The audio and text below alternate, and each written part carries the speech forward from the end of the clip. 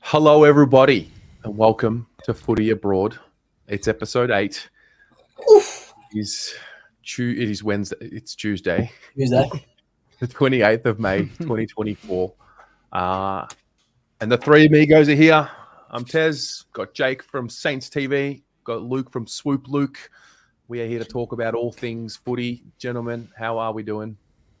Good. 2 months we've been doing this. That's crazy. Flies by, eh? That's crazy. 8 weeks, man. This is the 8th week. Yeah, wow. Yeah. That's nuts. It didn't even dawn on me. I did say at the very beginning, remember, let's just get to 10 episodes and we'll get to 50. And then we'll be old, man. Yeah. Oh, my God. That's cool. How we doing? Jake, what's happening, mate? You always start with me with these questions. Oh, I'm gonna go to Luke. No, I'll take it. No, it's just gradually built to this point now where the club's getting slammed and the fans their patience is. I think it's done. I don't think the fans have any patience anymore. We've given the club a little bit of benefit of the doubt with a few close losses. Clean bill of health on the injury list. Melbourne at the G, perfect day. And up until the last 5 minutes, we had 6 goals on the board. That just says it all. It's maybe not the fall from grace that people, maybe it's not that surprising to people. Obviously, there's a lot of people that expected this in the off season. I didn't. But I'm just a little bit shattered that, it's kind of happened the way it's happened. But there's still plenty of the season to learn and turn things around. It doesn't end here like people think. It was the first Saints game that I haven't watched this season at all. I was surprised to see the margin. Like, was it just much of what's been happening the last few weeks, or just the Ds? I mean, the Ds are good. There's that Ds too. are good. Ds are good. They were very wasteful early. It could have been done. It probably could have been a 7 or 8 goal margin at quarter time. It's like 4 goals, 7 to 1 goal or something. Like 11 shots in a quarter. That's crazy. And that was with Petrarca being held pretty quiet by Stocker. Did a good job on him. We just looked like we didn't give a shit, to be honest. I say that some weeks, but this was genuinely like we were... there was a passage like 5-10 minutes into the game and the ball had left a contest, and I won't name the players, but there was 3 or 4 of them together just jogging to where the ball was going. No urgency, no nothing, no care. And that's 5 minutes into the game when you need to put your stamp on it. When you've got energy as well. When you've got energy, when the crowds, like the Saints fans, are up and about because the scoreboard is not ticking over in the opposition's favour, and they kind of go... Like we kicked, I think it was 1 goal each, 5-10 minutes in. We looked okay, but then that happened and the floodgates, they opened. Wow. So not good.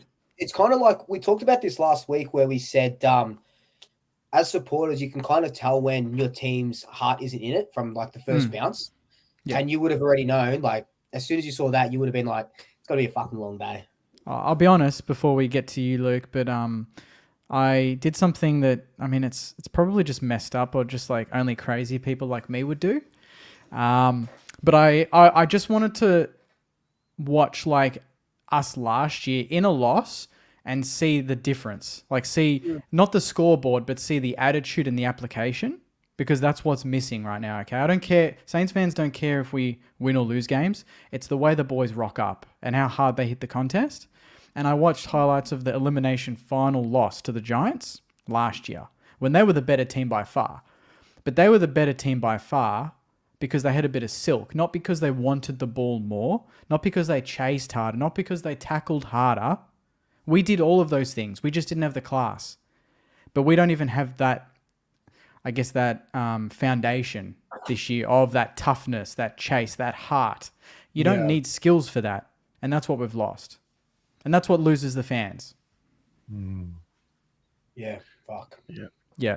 So that's my thoughts. Fair.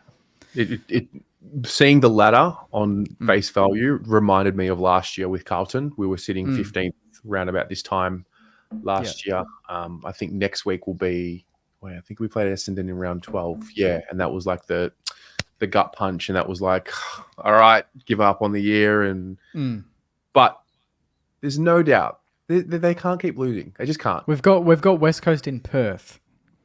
Could there be no worse game for us to have right now in this moment in time than West Coast, who have lost by 99 points and are favourites in this game? Are they favourites? They are favourites $1.70 to $2. I'm not even joking. That's a load up on St Kilda. If you say that to a lot of Saints fans, I genuinely think a lot of them will be tipping West Coast. I'm not even kidding. I can't tell you what I'm going to wait for selection because we've got a lot of good players that can come in. Crouch, Hunter Clark, Butler. There's a lot of players that can come in, but West Coast are different at home. Melbourne saw it. Took them to pieces. Harley Reid will be looking at that midfield and thinking, okay, I can do a few centre clearance explosions and kick a few goals. What day is that on? Sunday, I assume? That's Saturday afternoon. Oh, okay, not too bad. Yeah. I know you assumed, oh, of course, that's Sunday 4:40, right? Yeah. Yeah. All right. Luke, how are you and what's the Collingwood story? Yeah, personally, pretty good.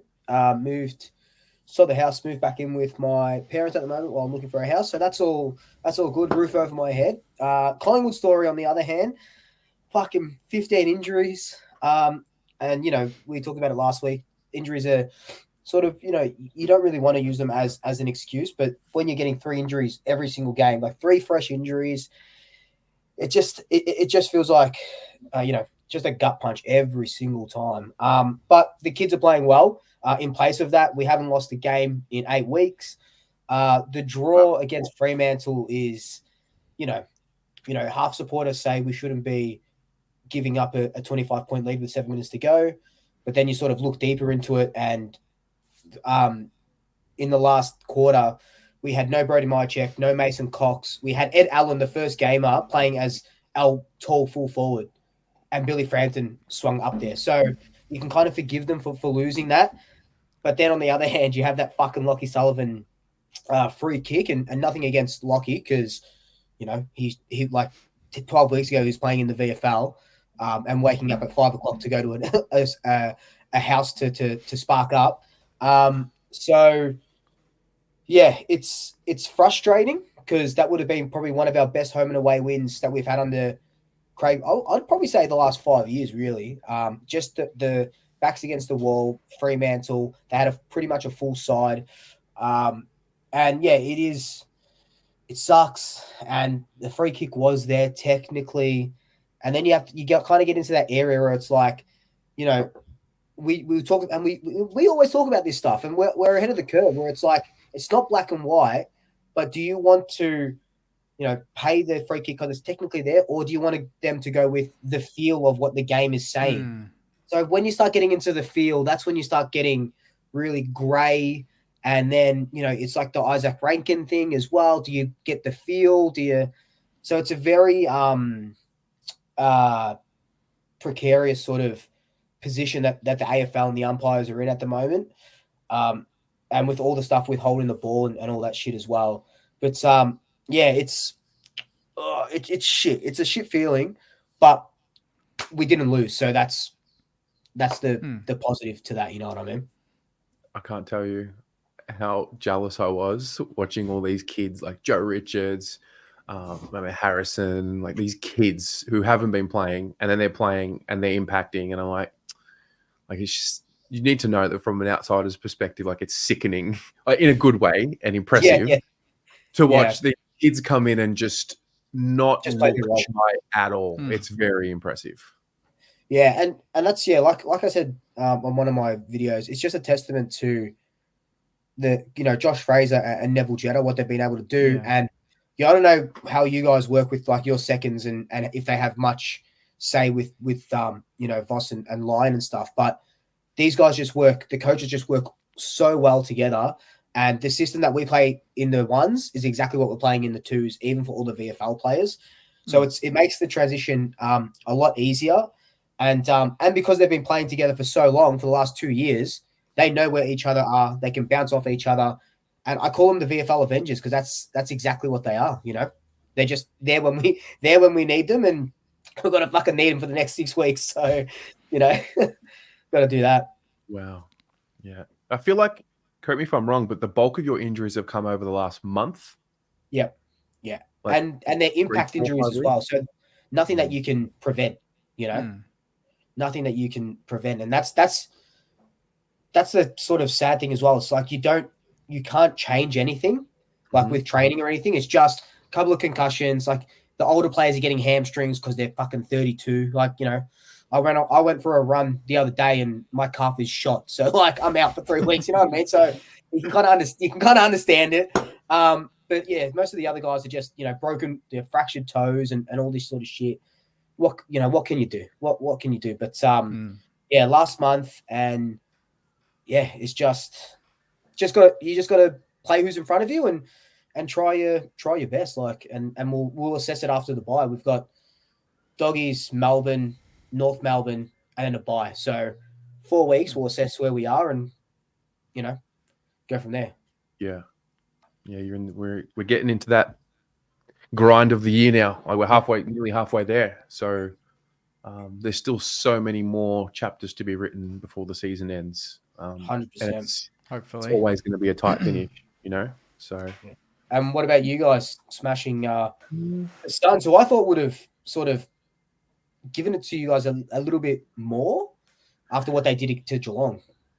Yeah, it was a good win. It was a calm win. It was a good day at the footy. You know, when you just go and you're not really fearing that you're going to lose based off how you watch the boys play. Some days you have those days, other days you don't. It was one of those days I probably felt like we could have, and, you know, hopefully don't look back and say we should have been winning that by more. I felt like the Suns, well, we weren't accurate, so the scoreboard pressure didn't blow out like it could have, and then we finally broke through.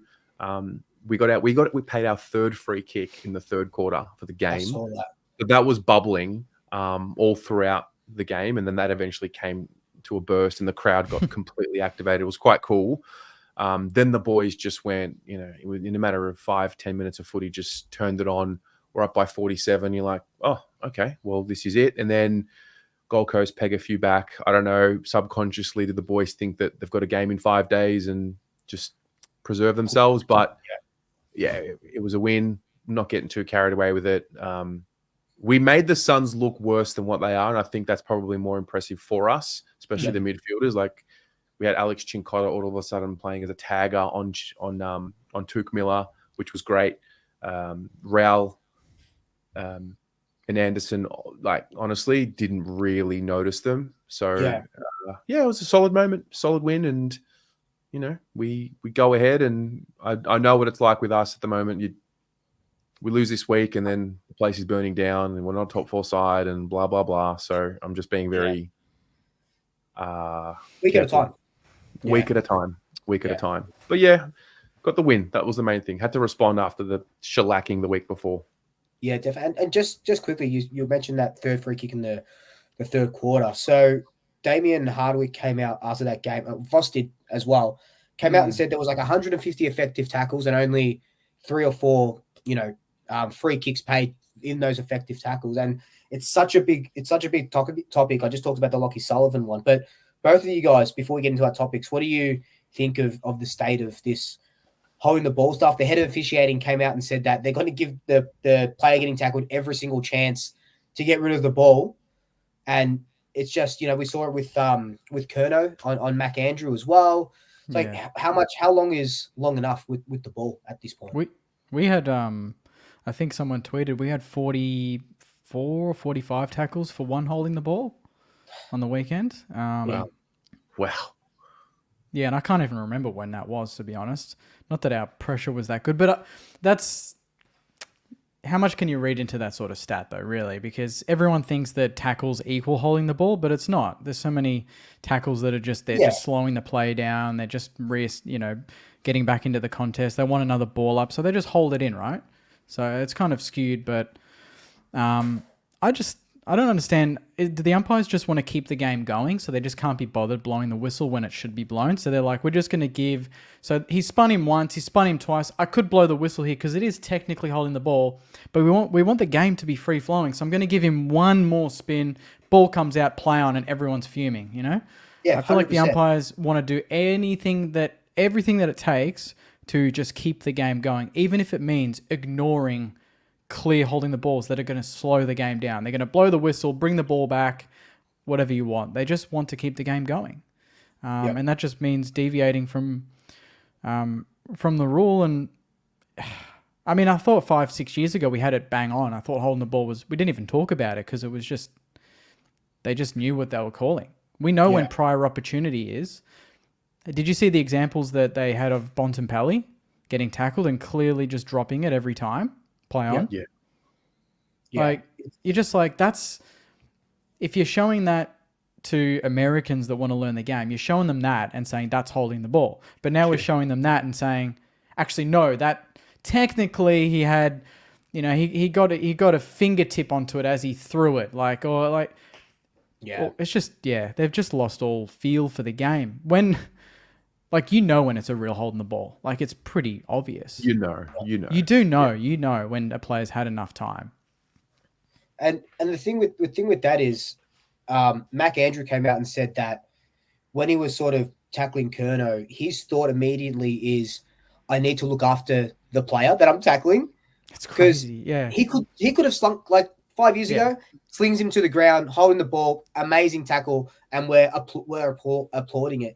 Now, you sling him, obviously we're stamping that out. But the other thing is, if this umpire isn't blowing the whistle quick enough, that's how these sling tackles happen. That's how the dropping of the knees happen, because you're just going around in circles and you're just getting momentum and you're just sort of swinging them just by nature. It's pretty stupid. I think clubs literally have to train players for when one player goes in for a tackle like Mac Andrew, another Gold Coast player has to come in on the other side and just tackle them as a group, because then there's no sling.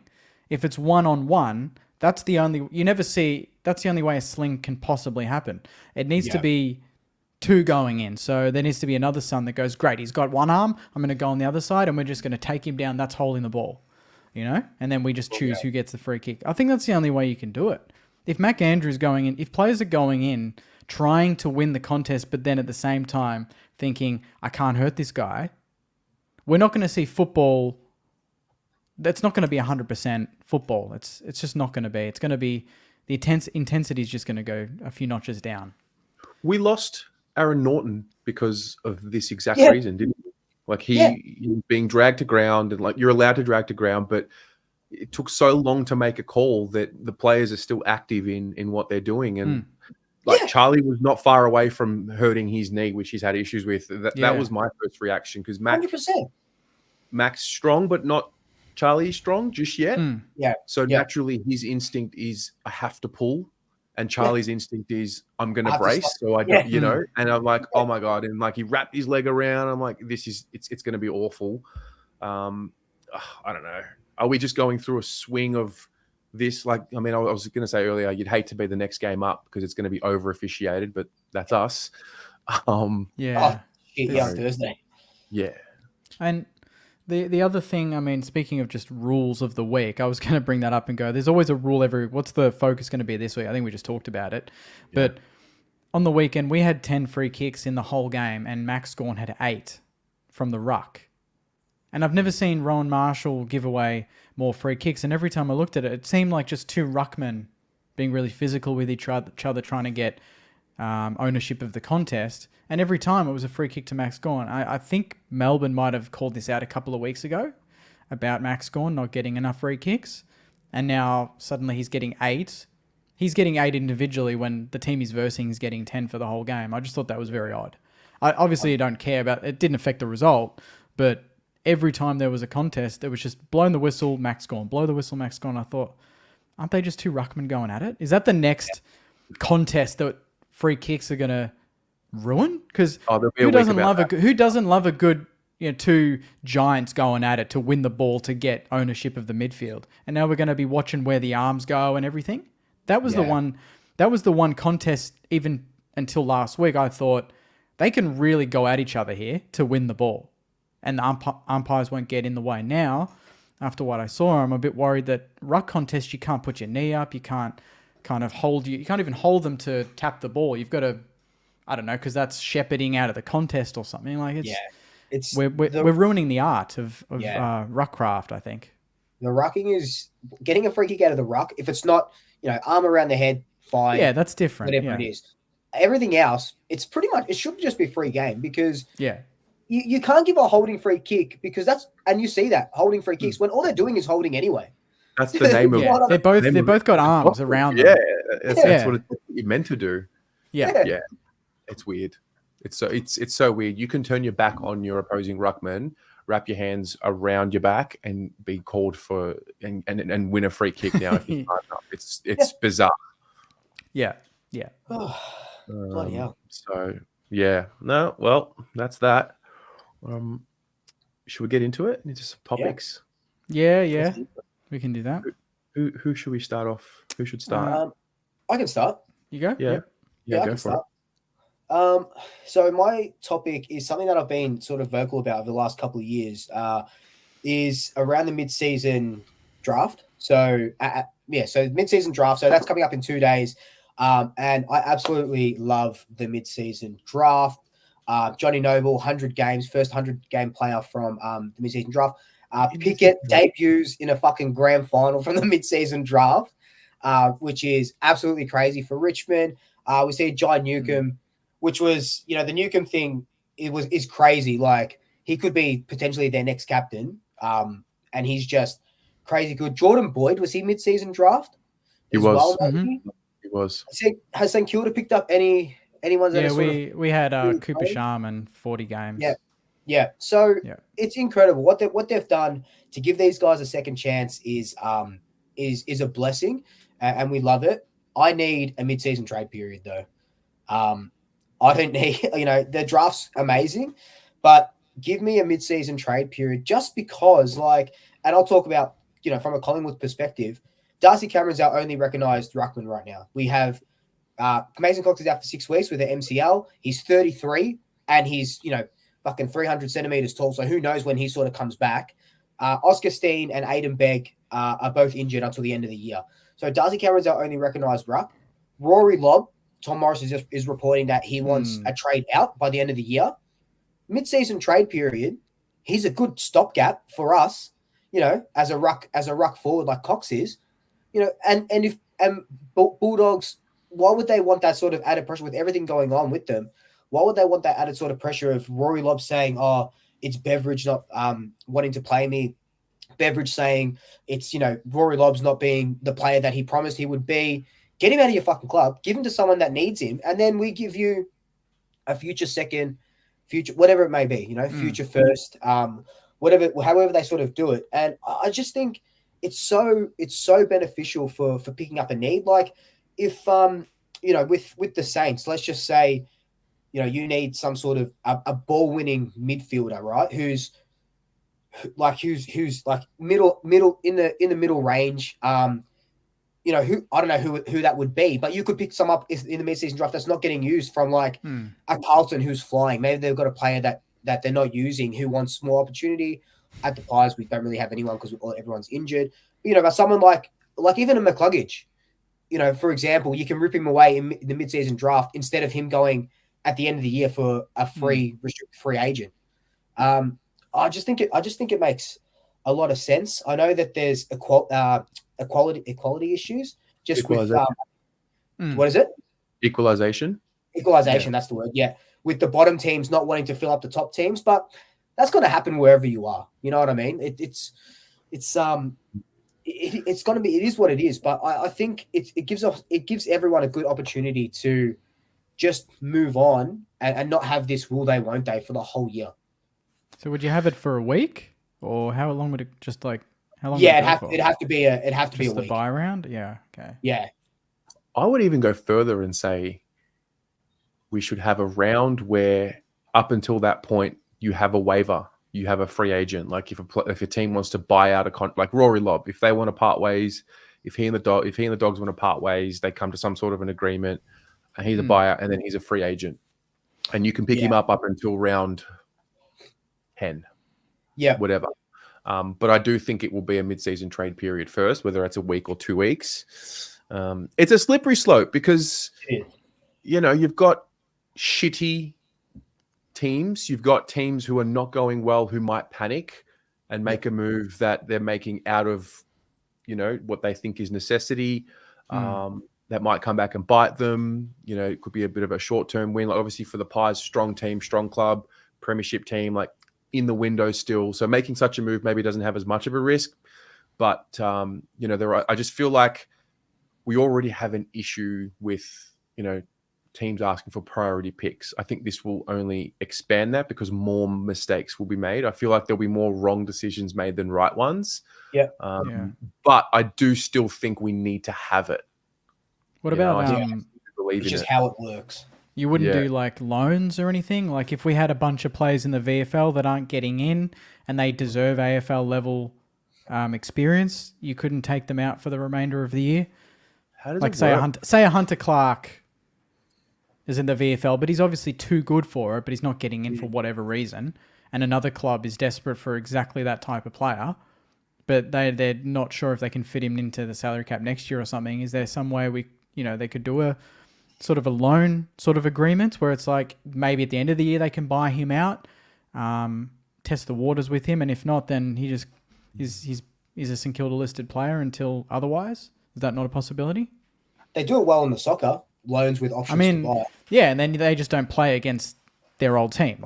That would just be in the contract. So apart from that, he's getting it. And then, to me, especially if you're an inexperienced team or there's players in your seconds that you think maybe eventually they'll be first, this fast tracks some sort of development because they're getting AFL level experience that they wouldn't be getting in your team, maybe because it's at full strength or for whatever reason you just aren't playing them.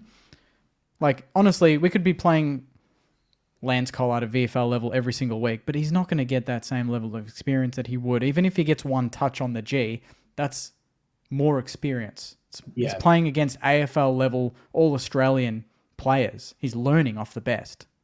So, you're saying in that example, so Lance Collard goes to a team where he would be playing every week. Say he goes to North in the forward pocket. He plays every week. Right, and they do the development. They can fast track his development for us, and then he comes back at the end of the year, and instead of playing 4 or 5 AFL games, he's got 16 under his belt already. There's ways of I don't know. I just think that got me thinking earlier today. I was like, we have so much pressure on some of these young kids coming in. We want them to be AFL level straight off the bat from debut. But is that more an indictment on the development of the club that they're at? Or is it just that VFL and wherever they come from is nowhere near, it's not even close to the level where it should really be? If you look at the championship to the EPL, there's a bit of a gap. Obviously, you see the relegation, but quality-wise, individually, the players are pretty good. Some of them will get bought out and go to the big teams because they're good enough. Here, I think there's too much of a gap. Maybe that bridges it. Trust our league. Also, we have salary. We have the salary cap. You have to spend, I think, 95% of your cap every year. So you're kind of restricted in the type of player that you could bring in. They would have to figure out some kind of mechanism. I feel like the more that this league exists, the more we move towards player empowerment. That's just I think that's just the way it will eventually go, whether it's next year or whenever it is. And I guess it's a big decision, but it's a valid conversation. I guess the issue too would be the issue, say again with the Lance Collard example, was that we drafted him and a lot of people didn't because they're worried about his go home factor. Imagine if we loaned him out to the club that's at home and that actually alters his thinking. He's like, you know what, I'm actually going to request a trade at the end of the year. I'm not happy at St Kilda, Whereas if you keep them, they're in the 4 walls of your club. Even if they're not playing, they're in the culture. They're embedded in the training and everything. So, I guess it's a bit of a 2-pronged attack on that one. For us, Paddy Dow was the perfect example of a player that could have and probably should have been able to go to another team last year. It was pretty clear he wasn't in our best 22. To be fair, he played a few games at the back end of the year and did okay, but it was pretty clear that he wasn't part of the plan moving forward. You know, there are certain players like that sort of pop up, maybe not in every team, but I guess it happens, whether it's a player that you've had on your list for a certain amount of time and you start to realize, oh, okay, well, this next player is coming through. I'm just mindful. I mean, we've butchered VA score review by bringing that in, and I just feel like you know, just like once you open the floodgates, you can't shut them. But I don't want to be driven by fear because I do think that it's an important part of the game to grow. I don't know. I'm hesitant. But I know it's important. Yeah. It would even be interesting. I don't know. I've never seen this sort of suggested before, but like, so you guys have got, obviously you had Petty Dow last year, Collard. We've got Finn McRae, right? Who just, for whatever reason, dominates in the VFL and comes into the AFL, just the senior side, and just can't string games together. The other week against West Coast, he kicked 3 goals. 2 weeks later, he's dropped from the team when we don't have any midfielders. I wonder if there should be something where during this trade period or even the draft where he goes up to Collingwood or the AFL and says, look, I'm going to terminate my contract right now and I'm going to nominate for the mid-season draft and someone can fucking pick me up. Which would be very interesting. And then he just goes into the drafters, and then the North Melbourne have got him as a number 1 pick. They pick him up. Richmond, who need midfielders, they pick him up. Same with Rory Lobb. He goes, I'm leaving at the end of the year. You don't have to pay me anymore. You can cut my contract, tear it up. You don't have to owe me anything. I'm nominating for the mid-season draft. Yeah. From a club's point of view, though, like Rory Lobb, case in point, he still has value. So the Dogs, from the Dogs' point of view, well, you got 2 years on your contract. Like, wait, I want to get a first or second round pick for you at the end of the year if I can, because there are teams out there that will want a Rory Lobb. So from the club's point of view, they're like, hang on a minute, you signed a contract. Yeah. I guess it's just a matter of how far, like, what's the right what's the right balance? How far down, Yeah, it surely comes in the next 3 or so years. There'll be a mid-season trade period. Yeah. I like that. Very good. Very good. I'll go next. I want to just bring up gambling. Just, what I'm saying is not really, anything that we haven't already noticed, but I'm just watching it unfold before our eyes. I guess in the NBA, it started to happen. They're now showing odds during the game, and I guess it's just taking over sport. It is just fascinating to me, and it never ceases to amaze me how much gambling as an industry funds the league. Like, we have all these ads for it, and then we have these new campaigns that say, like, watch the game, not the odds. And I think I probably was prompted by the DMs to Jack Crisp, and obviously he shared them. And that's not new. That happens to many players all over the world. And it just got me thinking, like, is this an example of we've opened the floodgates to this and you can't shut them? Like, how do we fix that? Yeah, it's Pandora's box, isn't it, mate? Like, you can't go back. Yeah, exactly. You can't shut everything back in.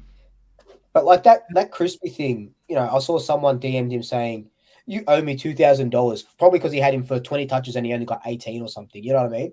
Yeah. But also, if you're at that point where you obviously put money that you clearly probably don't have, if you're begging someone to give you what they owe you because he didn't get enough touches, that's case in point the problem there, and that's why Collingwood are always doing love. Yeah, what is it? Love the game, not the odds. The Kangaroos partnered up with Victorian Anti-Gambling or something, and then you see the Giants released at the start of the year. I don't know if you guys remember it. They released this big video saying that they're partnering with either the Tab or Sportsbet. They had a gambling partner, and everyone ripped into them. Even North Melbourne's social media team ripped into them with an ad for their non-gambling stuff like that. And it all stems from the AFL. Obviously, Sportsbet's their biggest partner.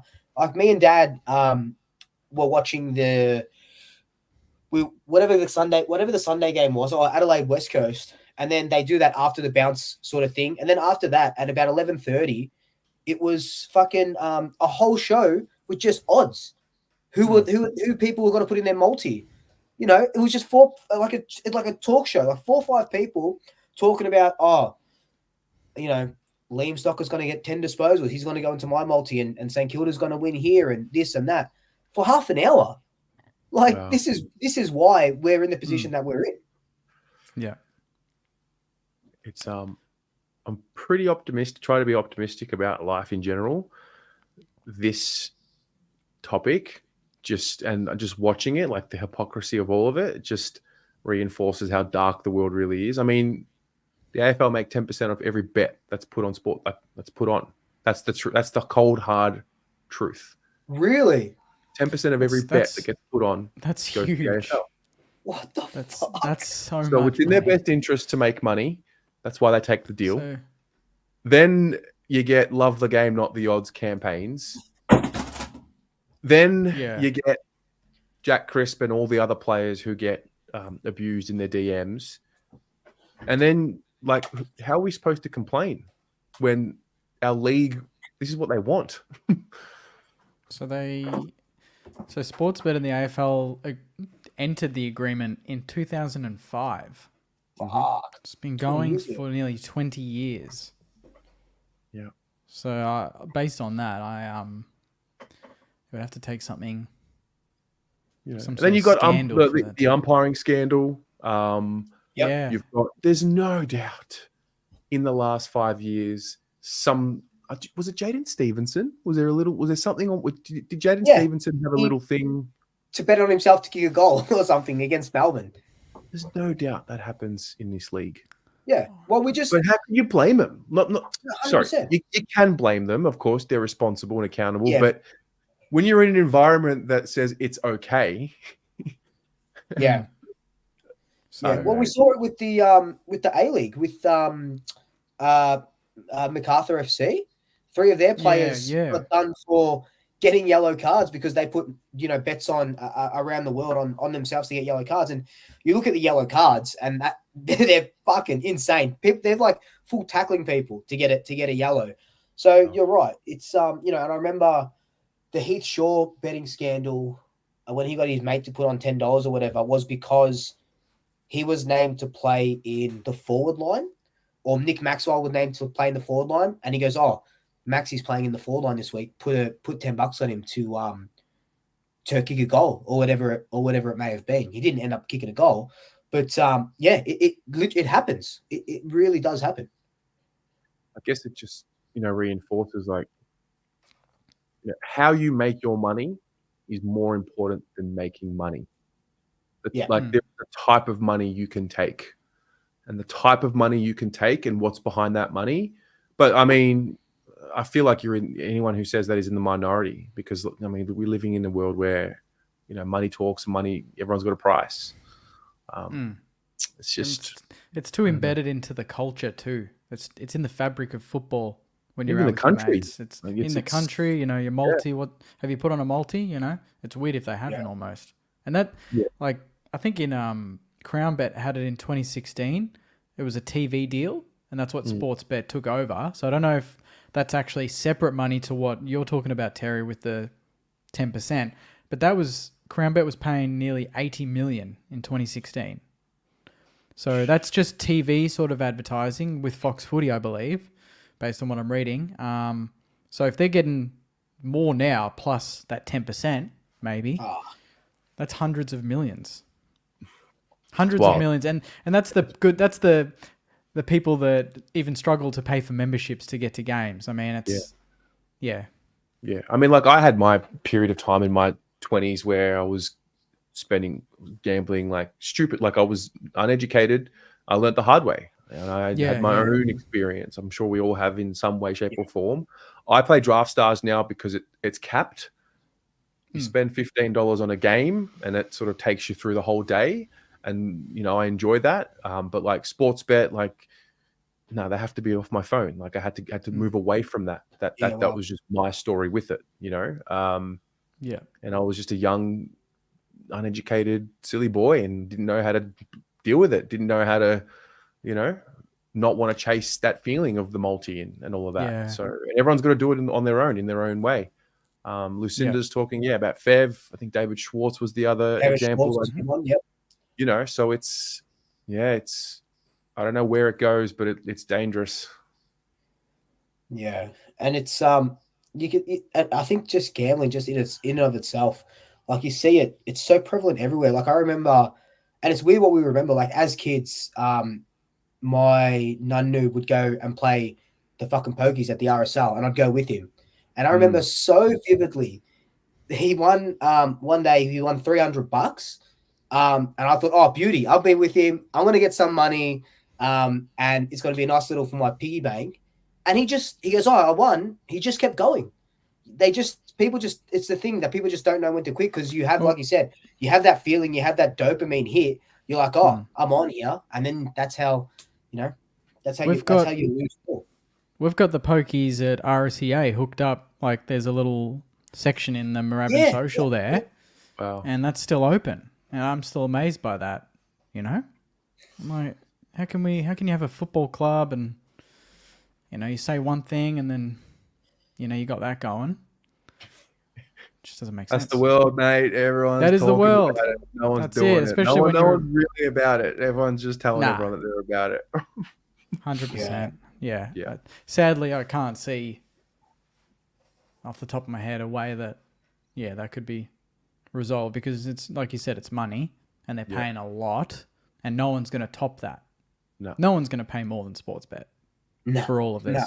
So you can't beat that. Do we bring in the oil money? Bring in the sheiks, mate. Bring in the sheiks. Bring in more crypto.com. Yeah. Let's get some more score reviews. Up score reviews by 85% and we'll pay another 30 million and we're good. Let's go, baby. Bring in fucking umpiring call reviews and they'll be making bank. Well, we're all doomed. Do the umps have crypto on their shirts? I'm just wondering, do they have any sponsor on their Guernsey? It was OPSM for a long time, wasn't it? What is it? Yeah, that was the joke. I'm just going to have a look now. Do they have their own, so that was 2010. Chemist Warehouse was another one. See, Chemist Warehouse, that's not too bad. What do they got now on there? Chemist Warehouse in Queensland. They've got Is it Chemist Warehouse still? Yeah, it's still Chemist Warehouse. Yeah. Okay. Oh yeah, that's not too bad. Yeah, still Chemist Warehouse. Interesting. Yeah, so next year you'll see a big crypto on the back. Yeah, that's a whole other Pandora's box. Yeah. Yeah. So anyway, that's what was on my mind this week. Yeah. I don't have an answer. Like it just was a theme. I don't think it has an answer right now. Yeah, no, definitely. And Jack Crisp kind of laughed it off, but he would have, and it wouldn't have just been him. He would have got flooded. And like you said, I've done it as well. Where I don't gamble, but I'll chuck on a $5 multi with 12 legs or whatever, just to go. And then even though you're not sort of caring about it, you'd be going, fuck, yeah, Majek only kicked 2 of the 4 goals that I put him on for. It's a spew. But then, you got to – it's when you take it further and you start abusing the players and getting into their DMs to say, why didn't you get those extra 2 touches? That's the other part. As much as I don't want to sound like I'm giving these people an out. If you have, think about the kind of brain you need to have to message a player about think about what kind of human you've got to be to do that. 100%. Jack Crisp is a big boy and he's probably got the tools to deal with abuse, which is a really horrible thing to say maybe, but it's more about these first to third year players or fourth year players that probably don't have those tools yet. But I mean, if I don't know, I would doubt anyone out there who's watching this show would be a type of person to DM a player and abuse them if their bet doesn't hit. Just to 100%. Think that is a big section of this society. Like people think that that's cool. Yeah, even just, we saw it with not a gambling thing, but Lockie Schultz came out the other day and said that he had to turn his messages and comments off because people would DM him, abusing him, saying that the Pies wasted a first round draft pick on you, go back to Freo, you're a waste. It's, mate, to have the balls to have a public profile for one with your full name on it and DM a player is crazy. Anonymous, fine, because no one knows. But if you have your face there with your name and you DM a player, you far out. Silly people. Oh dear. Jake? Yep. What's on your mind, mate? There's too many things today to be where honest, do we begin? I'm gonna try and narrow it down. I was gonna put the blowtorch on Brisbane, but I'm gonna steer clear of that because I think that's not as interesting. I want to get your boys' opinion on, in your lifetime being fans, fan sort of expectation versus the club versus external media. Okay, so there's 3 layers there. And they never align. None of them ever match, right? The media always say you're either better than you are or you're shitter than you are. They don't tell you exactly how good you are. The club, you don't know if they are actually going through a rebuild or they want to make finals, because players always say 1 week at a time, we're not even thinking finals. Bullshit. You want to make finals? Say it. And then there's fans, depending on where you are impatient and want win every week, even if you're a struggling team. It's very hard for a fan to say, we're going through a rebuild. Or when the goalposts change mid-season, even more difficult. You start the season, you're expecting good things. Obviously, I'm speaking from experience, but I think it translates across the board. Because a lot of the time, at the start of the season, by midway, by the end, your club's in a different position than maybe you expected, better or worse. So how do you process that? I personally process that by not focusing on the outcome and focusing on the process. So I've been saying it a lot. I feel like this year more than ever. And maybe it's because we made the prelim last year and we had the breakthrough. Prior to last year, it was like, this is ridiculous. It's been generations, and this club, like, not even forget about the players for it. It was really about the club. It was like, this is fucked. Like, come on. So round 12 last year, we've lost to Essendon. We're in the hole again. I'm looking at the list. I'm thinking everyone's there. 2 Coleman medal, all of that. So once we made finals and did the thing, I think I settled and I was able to enjoy the process again. So I'm looking at footy now as we're on the journey to. It's the journey to the flag. If that's this year, if that's next year, if that's in 5 years, like, it's out of my control. If I get so caught up in the fact that if we don't win a flag in the next 3 years with this list because of the windows now, I'm going to hate football. Yeah. So that's how I deal with it. Looking at things more from a journey than a destination. Because, like, I think I asked Luke the other week, like, you won the flag last year. Is that it? Do your fans just stop supporting and you're successful? Like, no, you keep going. You got to, the next one comes on. So it's a great question. Carlton's an interesting club because of the size of it. We have a generational gap. We have a generation that's missing in the loop of success. You've got so many people who watched the great Carlton Football Club be successful and win flags. And then you've got almost 2, maybe 3 versions of supporters who don't know, I can't sit here and say we're the mighty Carlton Football. Like, I've seen nothing. Like, what have I seen? Like, how could I say that? And that sometimes gets me in trouble with my own fan base because I'm saying, be humble, we're shit. And they're saying, nah, this new generation, you just don't get it, Yeah. And you, Luke, I'm curious about yours because you, obviously, Granny 2018 didn't get the chocolates. And then there were a couple of down years, weren't there? There were a couple of so 20 interesting years. 20 and 21 when Buckley was sort of on the outer. So we made a grand final, lose it, make a prelim, lose it. And then 2020, 2021, we just 2020, we got absolutely smashed by Geelong. I think we lost by like 80 something points in a semi-final after we beat West Coast by a point the week before. And then 2021, we just full dropped off, and Buckley gets let go from the club or whatever, a mutual parting of ways. But it's funny you should say like mid-season goalpost has changed, because I was actually thinking about this before you even suggested it today with Collingwood, where it's like our goalposts have not changed, but they look different at the moment. So, you know, we start the season as reigning premiers, of course, and we sort of have a really bad start, and then we start winning. We go on this bit of this streak where we're not losing, we're winning and drawing. But now, as of today, we've got this huge injury list. To 7 premiership players on that injury list, right? Who would slot into the best 23 straight up. And now it's almost like, okay, can we start excusing these guys if they do start losing? Has that not a fairy tale, but has that sort of, we talked about the kids just before, will that start wearing off if we do lose to the Doggies and we do lose to Melbourne and we start dropping out of the 8, are we able to realign where we're sort of looking at?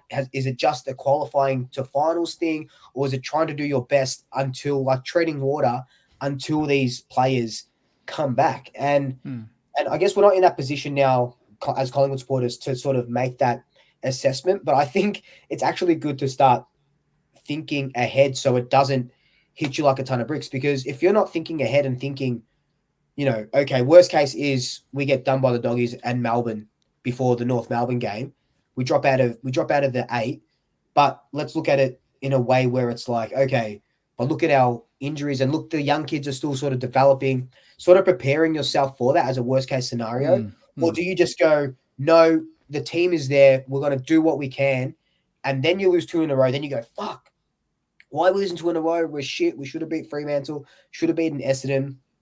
So we're in a very precarious position at the moment, but it's like Scott said, it's a tight season right now. Like we saw it with Carlton and the Giants last year. They were 15th and 16th or 14th and 15th after round 12. Seriously, and they make a prelim. The Giants could have beaten us 30, 45 more seconds, and they would have beaten us and made a grand final, and probably beaten Brisbane in the grand final.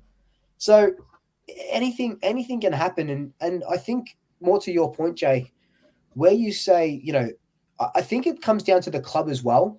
We used to see a lot of clubs saying, this is our plan in 10 years. We want to have 4 premierships and 3 AFLW premierships, and we want to have 600,000 supporters or whatever it may be. I feel like we don't see that, especially from Collingwood. We don't see that a lot anymore, which I guess it's good. But I remember when Richmond done that, and Brendan Gale said, in 5 years, 10 years, we're going to win 3 premierships. They go out and they win 3 premierships, even though at the start they were just terrible. Then they come on and win 3, and he looks like a genius. So I think the club needs to align expectations more with their fans. Do you think we fans get too caught up in results, and that's why? Like, we look at the surface level, the win, the loss, the injury list. We don't collectively have an ability yet to A, self-regulate our emotions, and B, understand that there's more than the win-loss. There's context, but that's boring. That's boring talk. People don't want to hear about it. Because 100%, when you go to games, you're looking at winning. That's all you're thinking about. Yeah, but a good thing about that, a good example about that is when we drew with Fremantle, everyone's up in my comments, opposition supporters and me saying, if I said, be proud, blah, blah, blah. Oh, but we shouldn't have choked. You guys choked. You guys choked a 25-point lead. But look at, surface level, if you look at the game, 25 points, 7 minutes to go, you shouldn't be losing that. But look at it just fucking 3 mil deeper. No forward targets. Ed Allen playing as a full forward. Billy Franson, we have to move him to the forward line because we don't have any forward targets, any marking targets over 180 centimeters in the forward line. And we have to move our best defender into the forward line. So it's very much just, okay, you guys got done by 80 points. We're not seeing anything else. Move on to the next one. You guys choked a 25-point lead. That's all I'm going to hear about it. Move on to the next one. So, Jake, for you, what do you want from St Kilda in terms of the mentality of the club? Like, yeah. What do you want? Jeez, that's a tricky one. I mean, how do you want them to be? You know, like in terms of, do they need to come out and say, yeah, the goalposts have changed? We overachieved. No, what I mean or is just on field. As in, all right now 3-8. Okay, it is what it is. What is you as who you are as a St Kilda man and whatever? How do you want your club's mentality to be? Oh, yeah. You know, considering what's happened. Forget the 3-8. Forget the 3-8. Pretend it's 0-0 when it's round 1 again or round 0, whatever. And the season starts fresh now. This is a new season. Let's go. Let's try and be in the positive win-loss for the rest of the year in a significant way, not in a, we've scratched the surface, but because you need to go into the next year with momentum, whether you win, whether you make finals or not. You need to give your fans something to be excited about in the off-season, but you also need to be selling yourself to any possible free agents or players that you want to get. We've got a war chest. It doesn't mean shit if you finish 17th. You're not going to be able to get those players. I think we need to go into every game just wanting to win it. I don't want to be hearing maybe we're tanking, maybe it's better we finish 17th instead of 10th because we might get picked 2. I can't understand people that are so obsessed with bottoming out and getting a top draft pick and thinking that's magically going to turn into the A grader that we want. We've had that before.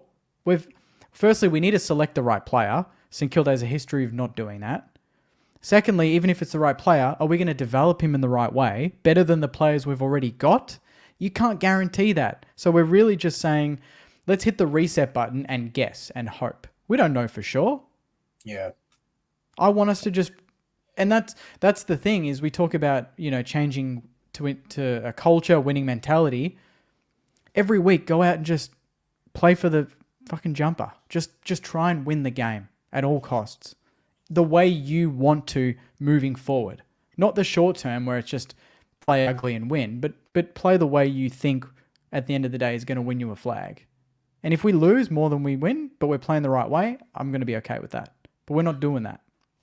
Do your supporters does the St Kilda fan base have like a sack culture? Like something goes wrong, sack him, or not as much? I haven't really had... Not yet, at least. I feel like if we lose to West Coast, I feel like I wouldn't be surprised if a few come out. But right now, it's just we're the most impatient fan base in the competition. Rightly so. It's the longest drought. We've been close a number of times. And because we've seen similar things repeat. We've seen this all before. This isn't new. So... if we just go through that same loop, like we're changing coaches, we're supposedly changing culture, we're getting different CEOs in, directors in, coaches in, and then at the end of the day, at the end of the season, we're like, oh, we've seen this before 5 years ago with Ratton and Richardson and Scott Waters. What's to say it's going to change? The outcome's going to be different? I don't know. I think it needs to start on the field. I think you just got to win games. That's the best way to get to where you need to be. I don't care about this. I'd rather finish 7. I've heard that many times this week. Would you rather be 10th and in no man's land or 17th? No, I'd rather go in the back end of the year. We've got 8 of 9 at Marvel. And we've got apparently the softest draw out of every team. Carlton's got the hardest, supposedly. I want to be winning 6 out of those last 9 and building some momentum going into the off-season. I don't want to be just throwing the season in the can, because then that's losing culture again. We're drafting a kid. Yeah, we get pick 1 or 2, but you're coming in second last, losing a bunch of games, fan base impatient and angry, and then we have to wait for these youngsters to develop again. I don't know. Yeah. I think it's a very risky business if you think that just bottoming out now is going to fast track you to a premiership.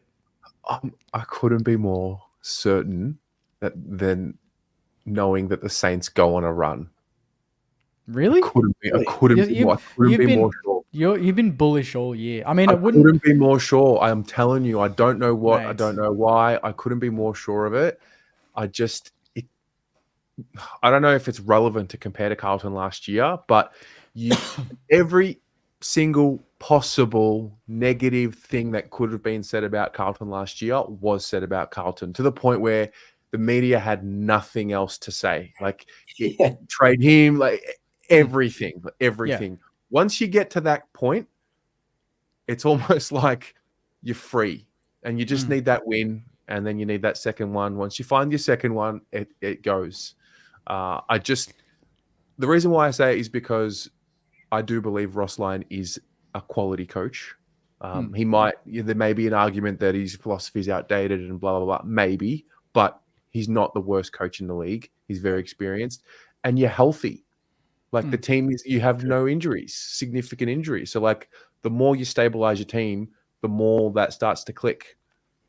Yeah, and that's the other thing people are saying is just get all the kids in now. Just throw them in. Even if they don't deserve it, just play all of them. Put them all in. If we get pumped every week because of it, it doesn't matter because they're going to get games. I go, yeah, but they're going to get games in a losing culture and getting pumped every week and feeling like shit. I feel like that's not going to be great. I don't think that generally fast tracks a winning mentality. Everyone talks about North. At least they're getting, they're blooding their kids, this and that. They're getting pumped every week. Yeah. I mean, they got no other choice. They don't have that many senior players. We've got that many senior players. When Brad Crouch didn't play this weekend, Hunter Clark didn't, Tim Memory didn't kick 6, Dan Butler didn't. That's 4 right there, senior players that should come in this week. But people would rather, just throw in everyone. I don't know. Expectations are tough. They're tough when they come on. I think it all rides on the game on the weekend against the Eagles. Whatever happens there will really dictate, I guess, the second half of the year. When's your bye? I think it's in 2 weeks. So we've got this game, and then we've got Gold Coast at home, and then the bye, I think. Or Brisbane at the Gabba, then the bye, something like that. Just quickly, because I know we're going to have to go soon. While we're on this topic, do you think sacking Brett Ratten now, in hindsight, was a good or a bad decision? I wouldn't say it was good or bad, but I think it was the right decision. Okay. I think it was harsh, but I think it was the right call. I think the bad decision was giving him an extension when we did. I think that was the bad decision. That should not have happened. He didn't deserve it. And that just made the sacking look worse. If he didn't have that contract extension, no one would bat an eyelid. It's just St Kilda gave him 2 years and then bang, he's gone. That's called goalpost changing. Our goalposts were like, oh, we like Brett Ratten. He's taking us in the right direction. We'll give him 2 years. By the end of the season, he's not the right man for this place. And you know what? I'll back that. That's fine by me. I think Ross is the man. I'm not an anti-Ross. I think he's probably just not got the players that could execute this game plan, or maybe he needs to adapt his ways a little bit more to suit the list that he's got. But he's a year and a half in, and we gave him 4 years. So I'm not judging him on 18 months when he's got more time. Fair. So this is going to be a huge, not the rest of the season, but even the off season. McCluggage, LDU, war chest. You went after Readering. So do you think that? So I guess I can kind of see what your supporters are saying. Like, I wouldn't want to bottom out though, like now, and finish 17th. Behind West Coast and Richmond, there's no way. Like that's just such a, and I think we talked about this, Terry, a few weeks ago. That's such a losing mentality. If you're thinking that, you've already lost. Correct. Like, you know what I mean? And you're just setting yourself up for failure. And I think St Kilda are way better than that. But I'd be interested to see if this year is a write-off, next year how you guys go, especially in that trade and draft period. Because who was it that came out and said everyone's on the chopping block for the Saints? Tom Morris said everyone but Rowan Marshall and Jack Sinclair. Steele? Sinclair. Just Rowan Marshall and Jack Sinclair. Jesus Christ. They should be hearing offers. I'm telling you, that's what he said a few nights ago. I'm telling you, no one loves this is going to be clipped. This is going to be no one loves being doubted more than Ross Lyon. That's true. He loves it. He loves it. And I actually think he hasn't been doubted yet. Once that starts coming, because there's a bit of a tentative, like, oh, we're going to go in on Ross, are we not? and fair because he's well respected and he's, but I just think I don't know why. Then you're not the 15th best team in the league. You're not. Yeah. You're just not. We'll see. You had the injuries and you had like devastating ACLs and I could kind of get it. But I'm not falling for it. And that's why I've asked you a couple of times about like, what's the belief like? Because maybe that's seeped in. I don't know what it is, but yeah, it just doesn't make sense that this is the way it stays. And I've seen this trap before. Pressure releases at some point because people just stop talking about you because they can't say anything more negative about you. And then you're not sacking Ross. It's not going to happen, right? Like that's not happening. No way. So yeah. No, we'll see. We'll see, boys. Big game on Saturday. We'll see. Inshallah, we'll see. Oh boy! Before we let it go, do we have a little surprise? Are we all going to tip the Saints? Mate, the Saints they're not favourite. Are you kidding? I'm not joking. I mean, we talked about betting, but talking about gambling. Okay, maybe we shouldn't go there, but nah, they're definitely. They've blown out to 210 now. So yeah. I reckon my lock of the week. My lock of the week going to be? It's going to be. I think I'll pick. What? Yep. Oh, I'm going to go. I'm going Hawthorn at the G against Adelaide. You think Carlton are the lock of the week? I think they're going to beat my lock of the week. I think they're going to beat Port. Yeah, I don't rate Port. I haven't rated them all season. That's true. They're shit house. They're absolutely shit house. Where is it? It's in Adelaide. Yeah. Both teams off a 5-day break. Yeah. Well, as long as they're both off 5-day breaks, that's fine. Yeah. Lock it in, Eddie. Nah, Hawthorn, lock them in. Against Hawthorn Crows? Hawthorn at the G. Yeah, they got some momentum. They've been good for 3 weeks. Beat Brisbane. MCG expansion. I reckon they're gonna run rings around them. Okay. Wow. I'm not looking into Adelaide smashing West Coast at Adelaide Oval at all. Yeah. At all. No. The Saints will 100% be winning this week. Oh God. 100%. You're doing this just to get a clip in the reel next week. No, I'm not. No, I've been consistent about the Saints all year. Yeah, you have. You have. Or this will be like the loss and then you'll start coming good. But it's the Saints, mate. All right. It's the Saints. Yeah. It may not be a 10-goal, 100-point win that everyone thinks they can get against the Eagles like the last few years, but nah. Can't see it happening. Can't see the Eagles beating St Kilda. We'll see. And my other watch of the week is the umpires being hot on handing the ball back to them. 100%. Okay. Oh yeah. Either the players are not going to touch it and just leave it on the ground, or the umpires are going to call free kicks out of their fucking asses. Just leave it on the ground. Leave it on the ground. Yeah. True. Even though it's going to take longer for the umpire to pick it up, and that's not time wasting. But just leave it on the ground. Yeah. What happens if there's a free kick awarded? A player's not allowed to give it to the umpire. Have to give it to the player that has the free kick, right?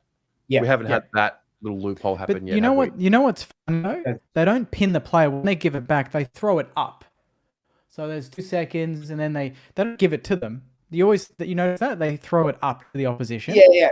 So that's time wasting. That's more time wasting than anything we've seen. That's a 50 in my eyes. That's no problem. Yeah, if they should now say if you throw it above the player who's receiving its head, that's time wasting. Anyway, boys, semantics. We'll be here next. What we want to see. Let's go. Yeah, baby. That's what we want to see. That's it. Let's go, Saints. W. Oh, W. Okay. No, he's got a W. W's in the chat. All right, gents. Thanks everyone for tuning in. Thanks, guys. Good night. See you later.